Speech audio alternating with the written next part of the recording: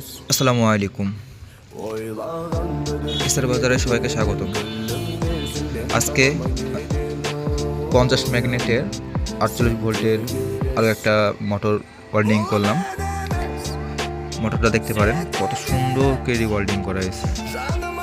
তারগুলো দেখেন, এটা 24 নাম্বার তার দিয়ে ওয়েল্ডিং করা হলো। কোম্পানি 25 নাম্বার দেয়, আমরা 24 নাম্বার দিচ্ছি, আরও মোটা বেশি। আর আমরা এখানে গেজ রাখছি হলো, এখানে যে বলতে পারেন কটা কেটে গেজ রাখছো, তো আমরা এখানে গেজ রাখছি 21টা করে।